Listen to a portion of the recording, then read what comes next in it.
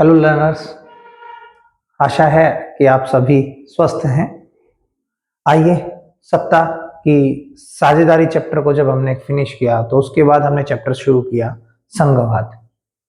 संघवाद जो हमारा चैप्टर है उसमें अभी तक हमने जाना कि संघवाद है क्या, संघवाद की विशेषताएं, उसके साथ साथ संघवाद या संघीय सरकार और एकात्मक सरकार में अंतर।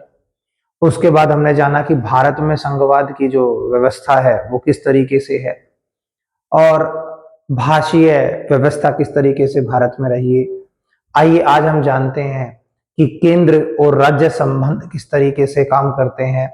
इसके साथ साथ गठबंधन सरकार क्या होती है और भारत में जो तीसरा स्तर शासन का आया उसकी जानकारी इस वीडियो में हम लेंगे। तो आइए हम अपनी वीडियो शुरू करते हैं। देखिए, केंद्र और राज्य हमने पढ़ा था कि संघवाद क्या है, सत्ता का दो या दो से अधिक स्तर पर बंटवारा। आराम से समझेंगे तो भारत में सबसे ऊपर केंद्र सरकार,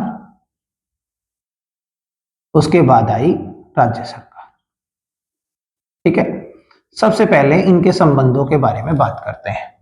हालांकि संविधान में इनका जो अधिकार क्षेत्र है वो स्पष्ट रूप से वर्णित है। जब भारत आजाद हुआ तो उस समय पर भारत में सिर्फ एक ही राजनीतिक दल था जिसका लोगों में जो है एक रेपुटेशन थी या जिसको लोग मानते थे कि ये दल जो है ये अच्छा है, वो था कांग्रेस पार्टी। तो कांग्रेस पार्टी की सरकार आमतौर पर उस समय पर देखी गई कि केंद्र में भी कांग्रेस पार्टी की सरकार है और अलग अलग राज्यों में भी कांग्रेस पार्टी की सरकार है, क्योंकि उनके विरोध में या उनके विपक्ष में कोई और पार्टी थी नहीं। तो दोनों ही स्तर पर एक जैसी सरकारें रही। अब उसका इफेक्ट क्या हुआ? उसका इफेक्ट ये हुआ, उसका प्रभाव ये पड़ा कि केंद्र सरकार आमतौर पर जो निर्णय लेती थी राज्य सरकारें भी उन्हें मान लेती थी, क्योंकि दोनों स्तर पर कांग्रेस पार्टी की सरकार है। तो जो केंद्र निर्णय लेता था राज्य सरकारें उनके साथ चलती थी और कहीं ना कहीं दोनों पैरेलल चल पड़ती। अब उसका सकारात्मक पक्ष भी है कि चलो कोई मतभेद नहीं हुआ, लेकिन जहां मतभेद नहीं होता वो सिस्टम भी ठीक नहीं बेटा। विरोध और विपक्ष होना भी जरूरी है। तो इसका नेगेटिव इफेक्ट ये निकला कि जो राज्य सरकारें थी वो अपनी क्षेत्रीय स्वायत्ता पर या क्षेत्रीय जो उनकी स्वतंत्रता है, जो संविधान में उनको क्षेत्रीय स्वतंत्रता दी गई है, उसका प्रयोग सही तरीके से नहीं कर सकी। और कुछ सालों के बाद जब कुछ और क्षेत्रीय दल बने और पार्टियां आई और ऐसा होने लगा कि केंद्र में तो कांग्रेस सरकार रहे और अलग अलग राज्यों में कोई दूसरे दल की सरकार आ जाए, तो अब कंफ्लिक्ट पैदा होने शुरू हुए। जैसे कि मान लीजिए यहाँ पे कांग्रेस पार्टी का शासन चल रहा है और यहाँ पर आ गई बीजेपी पार्टी किसी विशेष राज्य में, तो दोनों में कंफ्लिक्ट होना स्टार्ट हो गया। किसी भी विषय पर जो कांग्रेस पार्टी है वो अपनी एक अलग राय रखती थी और बीजेपी जो पार्टी है वो अपनी एक अलग राय रखती थी। इसका इफेक्ट ये हुआ कि केंद्र सरकार क्या करने लगी, राज्य सरकारों की क्षेत्रीय स्वतंत्रता को छीनने लगी। वो जो राज्य सरकारें थी उनको रद्द करने लगी, खारिज करने लगी, एक तरह से उनकी स्वतंत्रता को रोकने लगी। अब इसका इफेक्ट धीरे धीरे और नेगेटिव हुआ और क्या हुआ, अलग अलग क्षेत्रों में और भी क्षेत्रीय दल उभरे। ठीक है, अब क्षेत्रीय दल जब उभरेंगे तो किसी एक सरकार की, किसी एक पार्टी की सरकार नहीं बन सकती। तो ऐसी स्थिति में क्या हुआ कि हम लोग ये देख पाए कि गठबंधन सरकार बनने लगी।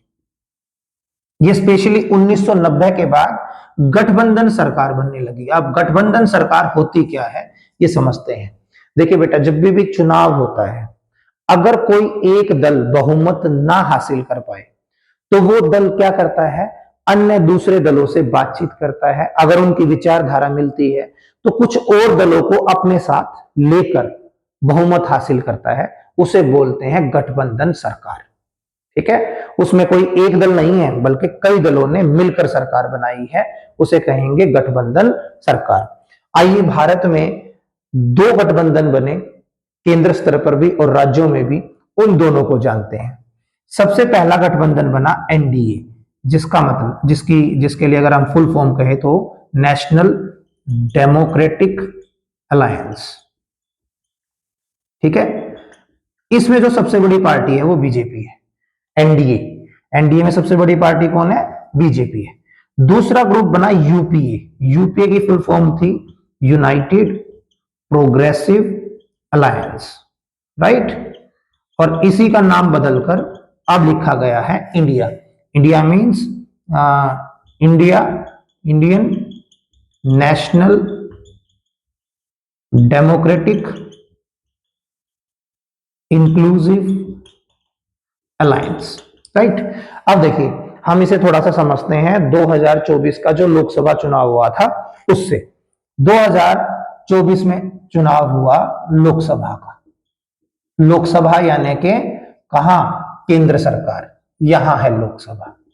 और लोकसभा से हमें मिलेगा देश का प्रधानमंत्री। ठीक है, तो प्रधानमंत्री पद के एक तरह से चुनाव हुए। और लोकसभा जो चुनाव हो उसमें सारे देश से चुनकर आते हैं सांसद, जिन्हें अंग्रेजी में मेंबर ऑफ पार्लियामेंट यानी कि एमपी कहा जाता है। पूरे भारत से 543 एमपी चुनकर आने थे। 543 एमपी में अब कौन सी सरकार बनेगी, किस पार्टी की बनेगी? उस पार्टी की बनेगी जिसको बहुमत मिलेगा। बहुमत का मतलब क्या है? 50% से एक ज्यादा। जब हम इसका 50% करेंगे तो 2 2 जा 4, 2 7 जा 40, 2 1 जा, तो तकरीबन 272, 272 सीटें सांसदों की, एमपी की जो पार्टी जीतेगी वो सरकार बनाएगी। अब चुनाव के जो है नतीजे आए तो देखा गया कि बीजेपी पार्टी को जो सबसे बड़ी सबसे ज्यादा सीटें जिसे मिली, उसे टोटल सीटें मिली हैं 240। तो क्या 240 सीटों से उसे बहुमत मिल गया? नहीं भैया, सीटें कितनी चाहिए थी? 272, मिली कितनी? 240, यानी कि 32 सीटों का हेरफेर हो गया। अब गठबंधन सरकार बनेगी, यानी कि कुछ और पार्टियां, बीजेपी कोशिश करेगी कुछ और पार्टियों को अपने साथ जोड़ लिया जाए। ठीक है, तो बीजेपी पार्टी के साथ जो एनडीए में है वो है जनता दल यूनाइटेड, ये बिहार से है, नीतीश कुमार जी की party. TDP, Telugu Desam party. LJP, लोकतांत्रिक लोकतांत्रिक जनशक्ति पार्टी। आरएलडी, राष्ट्रीय लोकदल, ये यूपी से है, ये बिहार से है, ये बिहार की पार्टी है। ये टीडीपी, चंद्रबाबू नायडू जी की पार्टी है। शिवसेना जो कि महाराष्ट्र से है। तो इनकी जब सीटें हमने देखी और उसका टोटल किया तो सीटें बनी 282।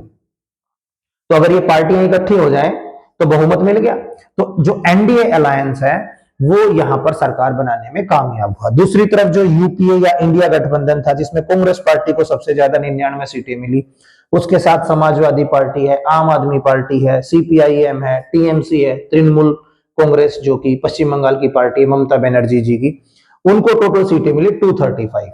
तो ये तो सरकार बना नहीं पाएंगे। सरकार किसने बना दी? एनडीए ने। और एनडीए ने डिसाइड किया कि भाई देश के प्रधानमंत्री बनेंगे नरेंद्र मोदी जी। ठीक है, तो आज हमारे जो केंद्र सरकार है वहां पर प्रधानमंत्री के पद पर श्री नरेंद्र मोदी जी देश के प्रधानमंत्री हैं, देश के प्रधानमंत्री हैं। तो ऐसे ही राज्यों में भी चुनाव होते हैं। तो केंद्र और राज्यों में जब केंद्र में अलग पार्टियां आने लगी और राज्यों में क्षेत्रीय दल अलग अलग बनने लगे, तो एक दल को बहुमत मिलना मुश्किल हो गया। अब उससे क्या हुआ? गठबंधन सरकार बनने लगी, ये बन गई गठबंधन सरकार। ठीक है, अब हम बात करते हैं कि भारत में मौलिक रूप से जब हम आजाद हुए तो हमने केंद्र सरकार और राज्य सरकार दो स्तर पर सरकारें बनाई थी, लेकिन एक तीसरे स्तर की सरकार हमने और बनाई और उसे कहा हमने स्थानीय शासन। हमने जाना था कि पंचायत के जो पंचायती राज का पंचायती सिस्टम था वो वैसे तो 1959 में 2 अक्टूबर को स्टार्ट हो गया था, लेकिन क्या था, वो शुरू हुआ था राजस्थान में नागौर जिले में, पूरे भारत में नहीं शुरू हुआ। ठीक है, तो ये सिस्टम शुरू हुआ, धीरे धीरे धीरे धीरे बढ़ता गया।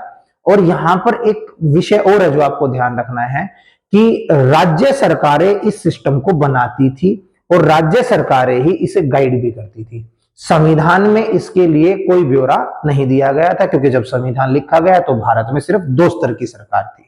अब तीसरा स्तर आया तो धीरे धीरे ये राज्य सरकारों ने तो ठीक है बनाना शुरू कर दिया, लेकिन 1992 में हमने क्या किया? 1992 73वां और 74वां संविधान संशोधन हुआ, हमने संविधान में बदलाव किए।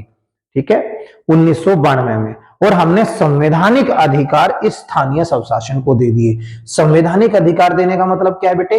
अब वो संविधान में लिखे गए कि भारत में अब तीसरा स्तर भी होगा जिसे स्थानीय स्तर कहा जाएगा, राइट। अब स्थानीय स्तर पर हमने क्या डिसाइड किया कि भैया गांव में तो होगा जी सरपंची का चुनाव, पंचायत का चुनाव होगा, उसके बाद जो छोटे हमारे शहर हैं उसमें नगर पालिका जी, ठीक है, और जो बड़े शहर है उसमें नगर निगम, नाम बदला गया है। तो यहां पर एक स्थानीय सरकार बनेगी। अब इसमें क्या होता है, एरिया थोड़ा छोटा होता है तो लोगों की सीधी भागीदारी स्थानीय शासन में होती है, राइट। तो जो ये स्थानीय शासन 1992 से संवैधानिक अधिकारों के साथ शुरू हुआ, 1992 के बाद संविधान में इसका ब्यौरा कर दिया गया, लिखा गया कि स्थानीय स्वशासन में क्या क्या होगा, उसके प्रावधान है, ठीक है। आइए जानते हैं कि 1992 के जो ये संविधान संशोधन हुए स्थानीय शासन से संबंधित, इसमें क्या क्या प्रावधान किए गए। देखिए सबसे पहला प्रावधान किया गया कि भाई जिस तरीके से लोकसभा के यानी कि केंद्र स्तर की सरकार के, राज्य स्तर की सरकार के चुनाव होते हैं, ऐसे ही स्थानीय शासन के भी चुनाव होंगे हर 5 साल के बाद। और ये बाध्य कर दिया गया सरकार को कि भाई कराने हैं, ठीक है, हम डिले नहीं कर सकते हैं, ओके। उसके बाद क्या था कि भाई चुनाव एक नियमित अंतराल के बाद होंगे। इसके साथ साथ स्थानीय स्वशासन में जो अनुसूचित जातियां हैं, अनुसूचित जनजातियां हैं, उनके लिए कुछ चुनाव क्षेत्रों को आरक्षित भी किया गया। चुनाव आरक्षित क्षेत्र डिसाइड किए गए ताकि अनुसूचित जाति यानी कि शेड्यूल कास्ट और शेड्यूल ट्राइब्स के बीच कुछ पॉलिटिकल लीडर्स वहां से निकले, स्थानीय शासन में उनकी भूमिका हो और कहीं ना कहीं समाज में जो पिछड़े लोग हैं वो भी समाज में इक्वलिटी के लेवल पर आ जाए। इसके साथ साथ एक बहुत बढ़िया निर्णय भी लिया गया कि महिलाएं जो कि भारत की जनसंख्या का लगभग आधे प्रतिशत है, उनको भी राजनीति में किसी तरीके से लाया जाए। तो स्थानीय स्वशासन में महिलाओं को भी 1/3 यानी कि तकरीबन 33% सीटें महिलाओं के लिए भी रिजर्व की जाएंगी, ठीक है। तो कम से कम 1/3 सीटें महिलाओं के लिए आरक्षित कर दी। बेटे आरक्षित का मतलब होता है कि वहां पर सिर्फ महिला ही चुनाव लड़ेगी, चाहे कोई भी पार्टी अपने यहां से टिकट दे, चाहे बीजेपी से भी कोई चुनाव लड़ेगा तो वो भी महिला, कांग्रेस से भी कोई चुनाव लड़ेगा तो कोई वो भी महिला।